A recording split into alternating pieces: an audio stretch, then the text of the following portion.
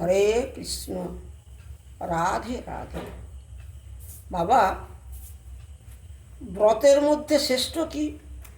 একাদশী ব্রত। একাদশী ব্রত এমন, এই একাদশীর ব্রতর আরেকটি নাম হচ্ছে কি না, হরিবাসর তিথি। এই একাদশীতে উপবাস করে সারাদিন ভগবানের নাম গান করতে হয়।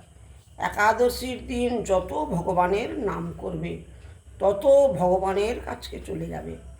একাদশীর উপবাস, উপবাস মানে কি? উপ মানে সামনে, বাস মানে সামনে বাস করা, ভগবানের সামনে বাস করা। তাই আমাদের প্রত্যেকের কর্তব্য একাদশী ব্রত পালন করা। একাদশী ব্রত করলে সর্ব পাপ হতে মুক্ত হয়ে যায়।